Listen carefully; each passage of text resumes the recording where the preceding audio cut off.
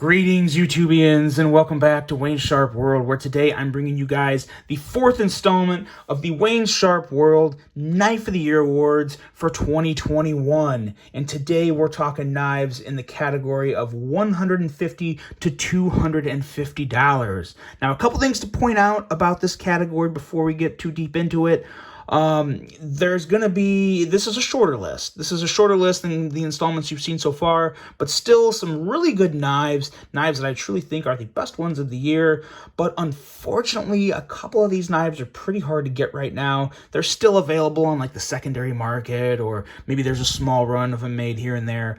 But that's kind of just the nature of the beast sometimes with the slightly more expensive, highly desired knives. You guys know how it goes. But at the end of the day, I did have to just pick the ones that I thought were the best. And this is where we're at with them. But I still think it's going to be a good list. And like I said, you can still get some of these knives. So let's get right into it after I thank you guys for tuning in today. If you like what you see, please do me a huge favor. Hit that subscribe button and follow along, and I'll continue to bring you the content. And I'm also going to be bringing you guys a fantastic giveaway here as soon as I hit 10,000 subscribers. Getting dangerously close, still under 9,000. I think right now I'm at like 8,800, right around that area. May have gone up by the time I upload this video, but regardless, things are going along great. Couldn't be happy to be a part of this community, and I can't wait to celebrate my 10,000 subscriber mark with you guys by giving out some really great knives. So there's that. Now let's get right into it, and let's get into the honorable mention. And this is one of the best honorable mentions of the entire Knife of the Year Awards, because this one is an extra good one for me. This is the Concept Reverie. Now, this one here is a Justin Lundquist design. We got S35 VN steel, and we got a price range of this guy coming in at $160 to $200. Why such a big range? Well, because there's different versions of this knife, different flavors, we'll call it. This here is kind of the base. We have some bronze titanium with a G10 handle with a very nice G10. You get that nice like wood grain look. But then the version that's $200, that's going to have Arctic Storm, or the Blue Storm Fat Carbon, and it's going to have blackened titanium, like a black wash, and I believe the blade is also black wash. You'll have to look that one up. That one may be a hard one to find. I really love this version. I really do. You guys know I'm not a huge fan of blackened blades. I don't mind the black stonewash, but I'm still a sucker for a nice stonewash blade. And what you kind of have here is a stonewash blade with a very blurred like mirror finish. You see my big forehead right there in the blade. Yeah, so it's kind of a mirror finish. It's pretty nice. I am a fan. The only thing that kept this knife out of the top three, and to be totally honest, the only thing that kept this knife from most likely being the #1 knife on this list. This is a very close group of knives. You're going to see I really struggled to place these knives, and if this knife would have had the one improvement I'm about to mention, it could have very well been #1 on the list. And if you watch my channel, you probably know this, but this pocket clip. It's not that I don't like the clip in terms of aesthetics and ergos. Aesthetically speaking and ergonomically speaking, the clip is fantastic. No hot spots in hand whatsoever. It looks gorgeous. It goes great with the knife. It's a titanium milled clip, which I usually prefer over the bent deep carry clips. It carries plenty deep enough for me. You're only going to be seeing about that much of the knife in your pocket, so no issue there whatsoever for me. The issue with this knife is when you go to deploy the blade. Because when you go to deploy this blade, one of the biggest factors I emphasize on how to enjoy and successfully deploy a front flip or a top flipping blade is the clip. The clip is always a great point to get a good grip, good secure grip of the knife, so you're not worried about dropping it. Now, I've carried this guy a lot because, like I said, I really love it, and I've gotten a little more comfortable with it, but it's something that takes some learning, because when you're gripping the clip with your fingers, obviously the pinky area is good, it's up high enough, but then this area here where it kind of bends down, bending down takes away a lot of grip for your fingers, a lot of area for your fingers to grip on. So you put your fingers down and it feels shallow. You don't feel like you have a super good grip on the clip, but you get your grip and then you flip. but it works. It still works well enough for me to make this an honorable mention because there's so many things that were done right about this knife. The action is buttery smooth. This is probably the most impressive concept knives I've handled so far, or concept knife that I've handled so far. They flexed on this one. They really did. I've had a couple concepts in the past, and I wasn't blown away with them. This one I was extremely impressed. I like the way they did a lot of the little subtle things, like the bolster lock, how they worked it in with the design that Justin put on the bolster area. I really like that. I like the little milling that Justin had done on the bolster area. I like the bronze titanium, how it is in between the actual, regular steel of the blade and the black G10. And most importantly, I just love this design. It's a very classy design, very simple, but just a pretty stunning design that I think makes a great gentleman's carry. This is not a big blade. It's coming in well under 3 inches, and I believe like 2.89 inches, something like that. So it's just a knife that I think would work well for a lot of people. And the action on the reach around, or the top reach, whatever you want to call it, on this knife is fantastic. In all honesty, this could be the #1 form of deployment for this blade. Just very, very nice. Once you get it down, the action is killer. You just have to you gotta get comfortable with gripping it, because it kind of feels like, at first it's gonna feel like you don't have a good grip and it's gonna fall out of your hand. You kind of have to just tell yourself it's not going to, and it's just fantastic. It's fantastic, it's smooth, it's everything I look for in a front flipper. Just wish that clip was flat up top. That would easily, definitely 100% elevated this into the top 3, but since this was such a close group, I had to deduct some points somewhere between these knives, and this was it for this one, and it bumped it into the honorable mention. But regardless, it's still a fantastic knife, one I would definitely recommend to pretty much anyone, and I think this absolutely rivals a Pena front flipper. So if you're looking for a Pena, you can't find one, you want to try something else, I would recommend this. I really would, because I think it's that good that it's good enough to put up there with the Pena front flippers. That's the Concept Reverie. Now, coming in at number 3, this one, well, first of all, let's just show it to you. This is the Urban EDC F5.5. Now, this was a very, very late entry in 2020. So pre-orders were up towards the end of 2020.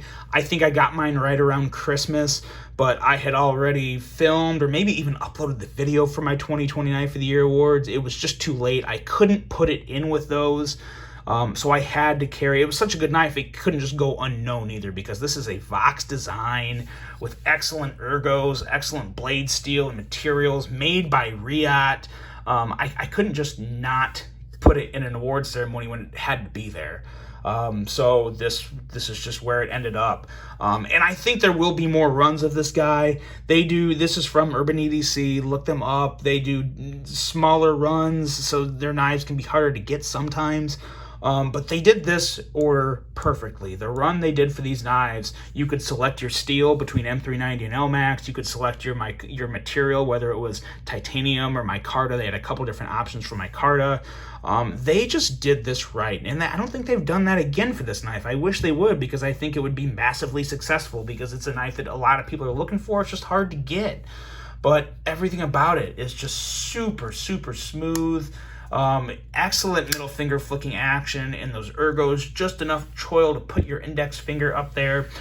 You guys, Vox knows what he's doing. You know, if everyone knows Jesper Voxness, which I'm assuming most people do, the man just knows his ergos, and this is a great example of it. It's kind of a smaller blade, but a powerful sheep's foot with a very thin edge coming down to, I want to say 14 or 15 thousandths. So a very good working knife with M390 steel. It's going to hold up plenty well for you. Going to keep a razor sharp edge. You have a pretty nice clip here, and this clip's kind of unique because when you have it in the pocket, when you have this knife in your pocket and you go to grab it, I've been grabbing it down here. My finger fits in perfectly, and you easily pull it out of your pocket. So I really like what they did there. there.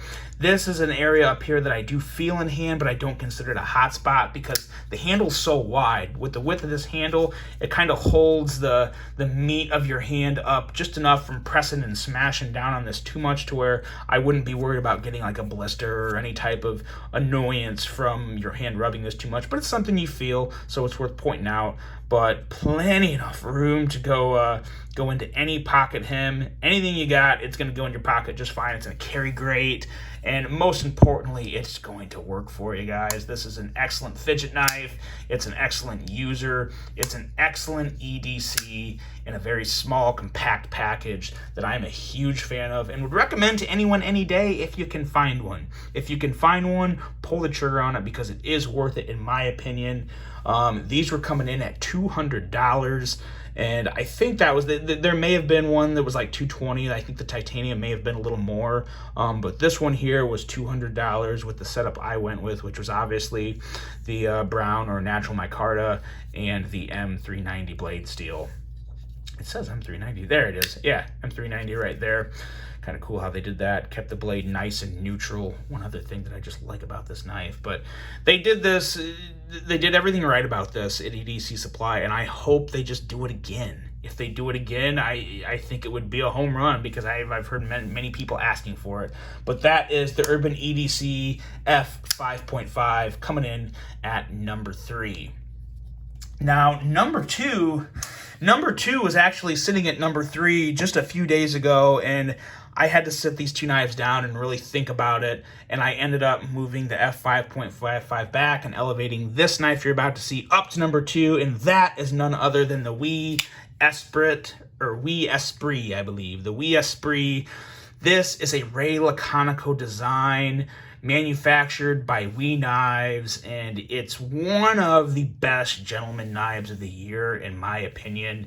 This is just a excellent design with ergos that are really just as good as the F5.5 you just saw, but in a very different way.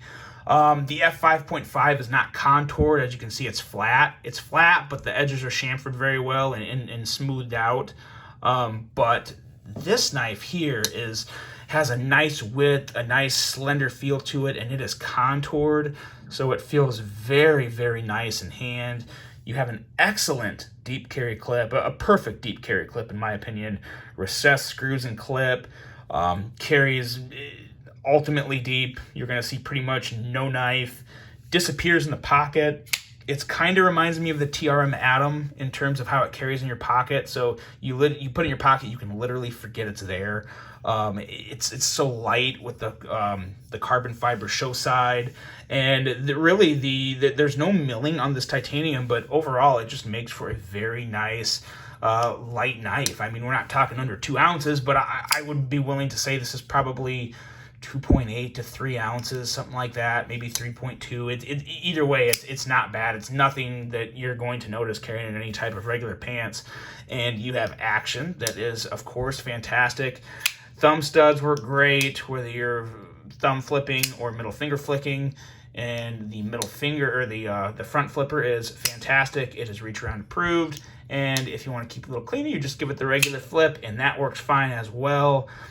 This is just an excellent knife. The only issue I had with this knife when it came out, what's the price? And I don't want to retract my statement on the price because I still think $216.75 is a little high for this, but at the end of the day, guys, I can't put 100% of my judgment and placement in knives on the value alone.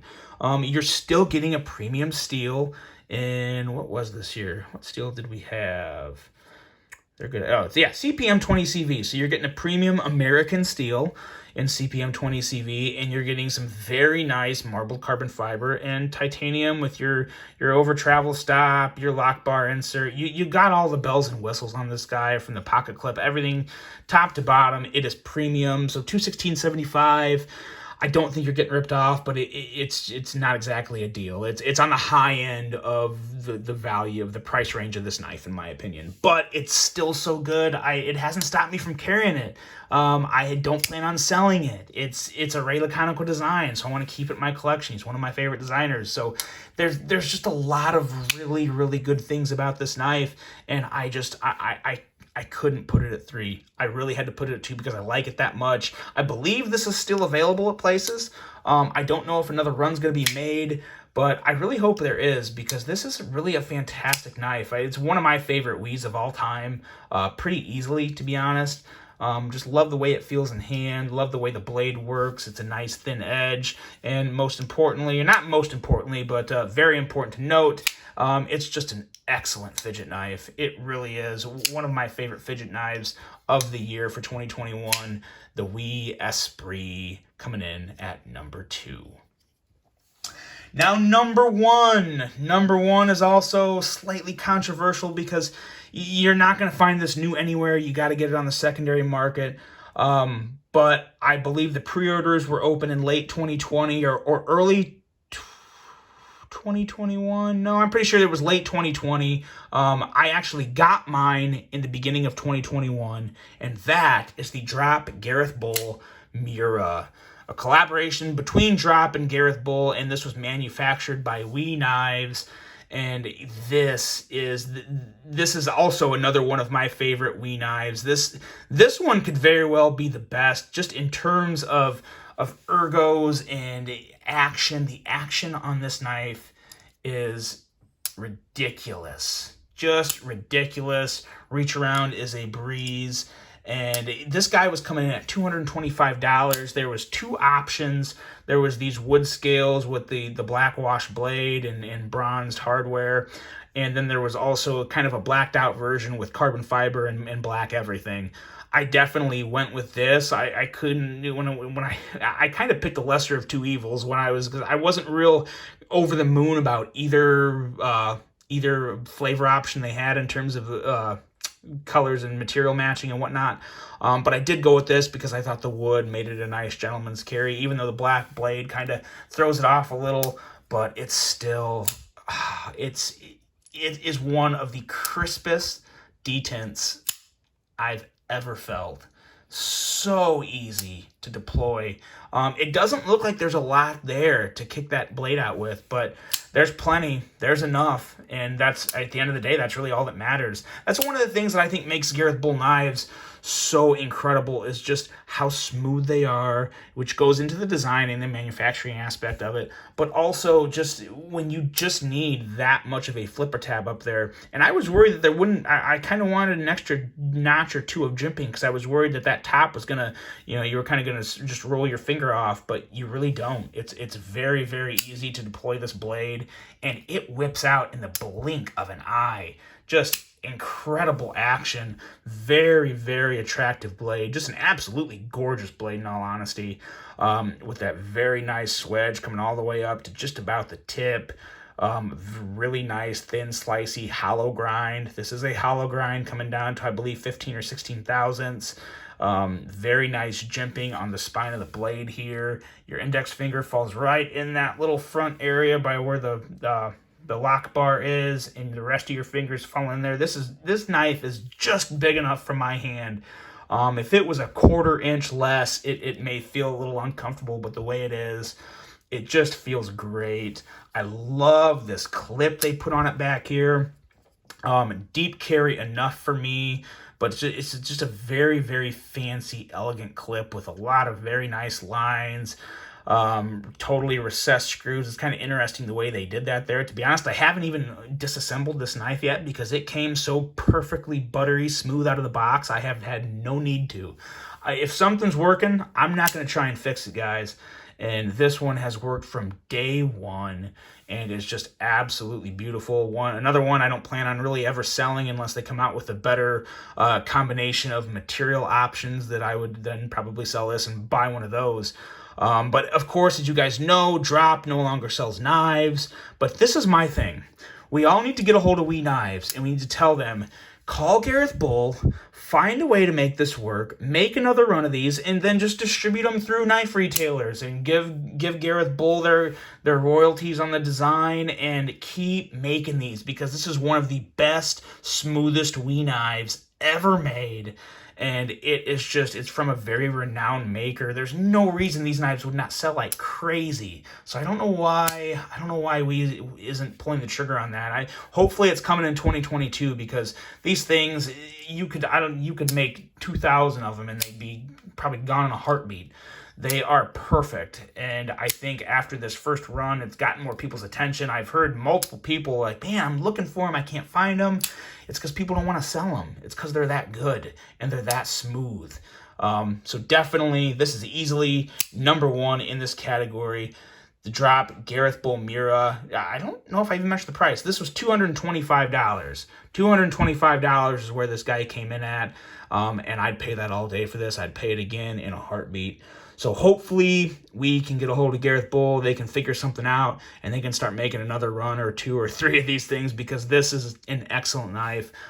Easily one of the best knives of the year, and one that will be staying in my personal collection for a very, very, very long time.